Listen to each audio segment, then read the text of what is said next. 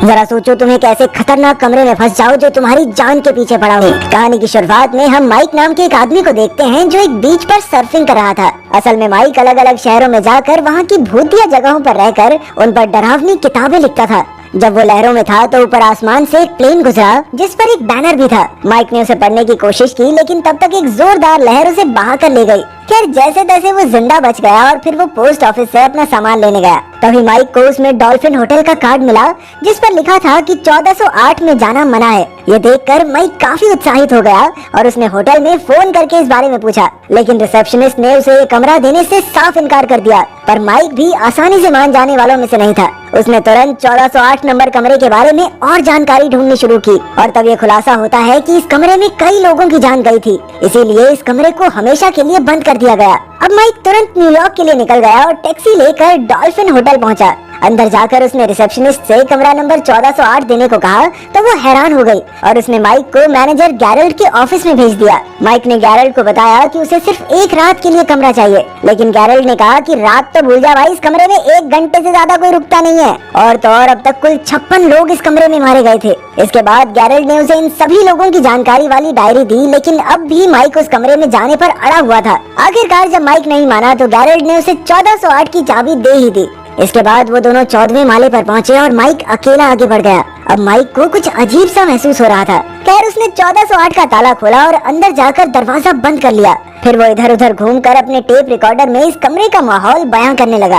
उसने कहा कि ये बेहद बोरिंग है, लेकिन तभी रेडियो पर एक गाना बजने लगा। माइक ने पीछे मुड़कर देखा कि उसके सिरहाने पर 2 चॉकलेट्स पड़ी थी। उसने उनमें से एक चॉकलेट उठाकर खा ली और तभी उसे अजीब सी आवाज सुनाई दी। उसे लगा कि इस कमरे में कोई है और वो थोड़ा खुश हो गया क्योंकि अब उसे लिखने के लिए एक कहानी मिल गई थी।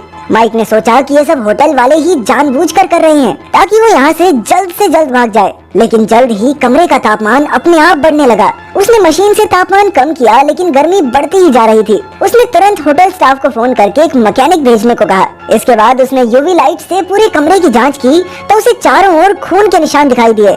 खैर जल्द ही मैकेनिक ने दरवाजा खटखटाया और माइक ने उसे अंदर बुला लिया, लेकिन वो आदमी कमरे के अंदर पैर रखने को हरगिज तैयार नहीं था। हालांकि वो बाहर से माइक को मशीन ठीक करने के बारे में बताता रहा और जल्द ही माइक ने मशीन ठीक भी कर ली। अब वो मैकेनिक का शुक्रिया अदा करने के लिए मुड़ा, लेकिन वहाँ तो कोई भी नहीं था। तभी अचानक रेडियो पर जोर से गाना बजने लगा और उसमें 60 मिनट का टाइमर चालू हो गया। रेडियो की जोरदार आवाज सुनकर माइक बहरा सा हो गया। माइक ने खिड़की से बाहर देखा तो उसे ट्रैफिक की आवाज भी सुनाई नहीं दे रही थी। तभी अचानक खिड़की अपने आप जोर से बंद हो गई, जिससे माइक का हाथ बुरी तरह जख्मी हो गया। वो चिल्लाते हुए बाथरूम तक पहुंचा, लेकिन वहाँ नल से उबलता हुआ पानी निकला, जिससे उसका पहले से जख्मी हाथ जल भी गया। खैर माइक ने जैसे तैसे पट्टी की और उधर रेडियो पर गाना बजने लगा। अरे अभी तो पार्टी शुरू हुई है। गुस्से में आकर माइक ने रेडियो की तार तोड़ डाली, लेकिन टाइमर अब भी चालू था।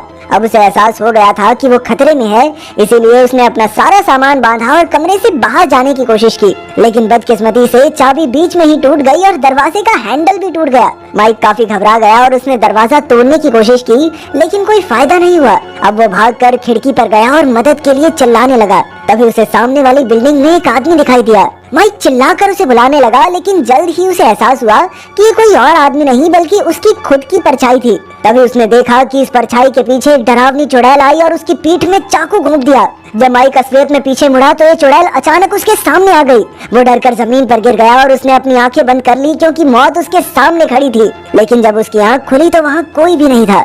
अब उसे यकीन हो गया कि उसे अजीबोगरीब चीजें दिखाई दे रही हैं। उसी पर अचानक टीवी चालू हो गया और उस पर माइक के परिवार की वीडियोस चलने लगी। अपनी पत्नी लिली और बेटी केटी को देखकर माइक का दिल भर आया और वो टीवी के करीब गया, पर तभी अचानक टीवी अपने आप बंद हो गया। इसके बाद उसे साथ के कमरे से किसी बच्चे के रोने की आवाज सुनाई दी और वो दीवार को जोर जोर से पीटने लगा, लेकिन इससे वो आवाज और ऊंची होती गई। माइक के कान के पर्दे फटने ही वाले थे कि उसने दीवार पर कुर्सी दे मारी, लेकिन उसी पल दीवार की दरार में से खून बहने लगा, मानो माइक ने सच में किसी का कत्ल कर दिया हो। इसके बाद उसने इस माले का नक्शा देखा, जिसके मुताबिक इस कमरे के साथ और भी कई कमरे थे। इसीलिए उसने खिड़की से निकलकर इन कमरों तक जाकर मदद मांगने का फैसला किया। अब वो बाहर निकलकर खिड़की के किनारे पर आगे बढ़ने लगा, लेकिन जल्द ही उसे एहसास हुआ कि इस होटल में 1408 के अलावा और कोई कमरा नहीं था। अब वो घबराकर फिर से अपने कमरे की ओर बढ़ने लगा। तभी अचानक से एक औरत ने उसे धक्का दे दिया, पर वो जैसे तैसे लटक कर बच गया। इसके बाद उस औरत का भूत खिड़की से बाहर उड़ गया और माइक वापस कमरे में घुस गया। उसने फिर से नक्शा देखा, लेकिन अब वहाँ सिर्फ कमरा नंबर 1408 बना था। तभी उसने इधर उधर देखा तो पूरा कमरा एकदम बदल चुका था। माइक को इस पर यकीन ही नहीं हुआ, इसीलिए उसने फिर से अपनी रिकॉर्डिंग सुनी, लेकिन उसमें भी माइक यही कह रहा था कि ये कमरा भूतिया है। फिर उसने अपना बैग खोला तो उसे एक लैपटॉप मिला। उसने इंटरनेट चलाकर तुरंत अपनी पत्नी को वीडियो कॉल की और उसे बताया कि वो इस भूतिया जगह पर फंस गया है। उसने लिली से डॉल्फिन होटल के कमरा नंबर 1408 में तुरंत पुलिस भेजने को कहा, लेकिन उसी पल कमरे में लगा आग बुझाने वाला पानी का फव्वारा ऑन हो गया और इस तरह पानी लगने से उसके लैपटॉप में कुछ खराबी आ गई। थोड़ी देर बाद जब फव्वारा बंद हुआ तो कमरे में बर्फ जमने लगी। इतनी ठंड से बचने के लिए उसने कुछ चीजें जलाकर गर्माहट लेने की कोशिश की, लेकिन जल्द ही बर्फ में जमने से उसकी मौत होने वाली थी।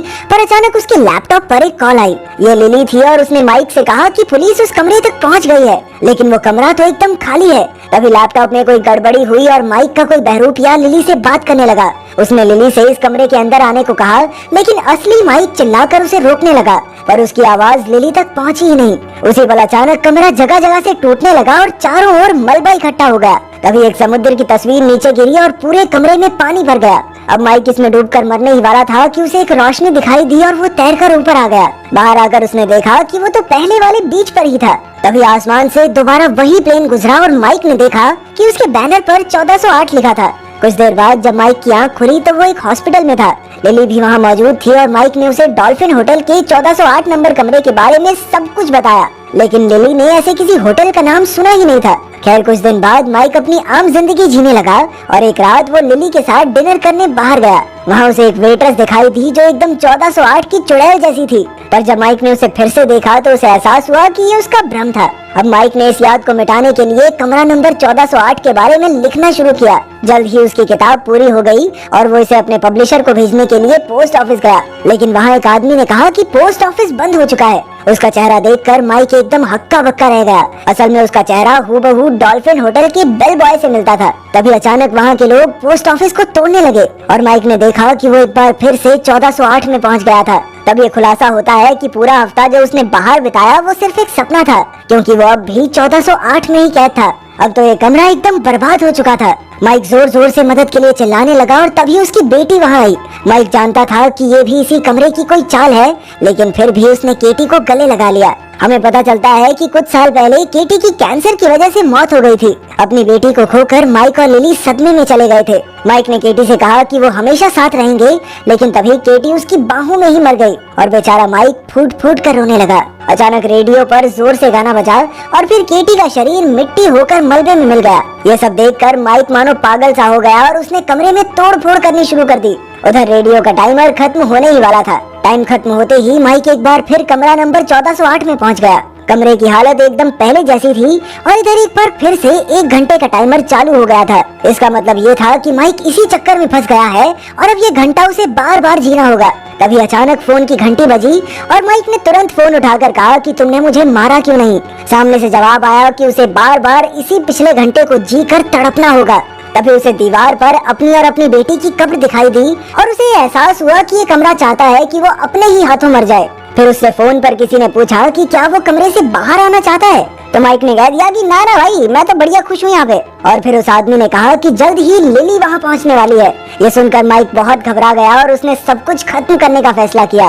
उसकी नजर एक शराब की बोतल पर गई, जिससे उसने आग जलाई और फिर पूरे कमरे में आग लगा दी। जल्द ही होटल का फायर अलार्म बजा और चारों ओर भगदड़ मच गई। तभी लिली भी वहाँ पहुँची और उसने पुलिस को बताया कि माइक 1408 नंबर कमरे में कैद है। उधर माइक कमरे में आराम से बैठा सिगरेट फूंक रहा था। उसके चारों ओर कमरा जलकर राख हो रहा था, जिसे देखकर माइक पागलों की तरह हंसने लगा। इसके बाद हम देखते हैं कि माइक का अंतिम संस्कार हो रहा था, क्योंकि वो भी उसी आग में जलकर मर गया था। कुछ देर बाद गैरल्ड वहाँ आया और उसने लिली को माइक का कुछ सामान दिया जो होटल में ही छूट गया था, लेकिन लिली ने सामान लेने से इनकार कर दिया क्योंकि वो एक नई शुरुआत करना चाहती थी। इसके बाद जब गैरल्ड वापस जाने लगा तो उसे माइक के सामान में उसका टेप रिकॉर्डर मिला। रिकॉर्डिंग में माइक ने अपनी मौत का भयानक मंजर बयां किया था और बीच में केटी के चीखने चिल्लाने की डरावनी आवाजें थी। तभी अचानक गैरल्ड को शीशे में एक छोटी लड़की दिखाई दी और जैसे ही वो पीछे मुड़ा तो एक भयानक आदमी उसकी गाड़ी में बैठा था। ये कोई और नहीं बल्कि बुरी तरह जला हुआ माइक था। इससे डरकर गैरल्ड ने टेप रिकॉर्डर वापस रखा और फटाफट वहाँ से चला गया। अंत में हम देखते हैं कि माइक की आत्मा हमेशा के लिए 1408 नंबर कमरे में कैद हो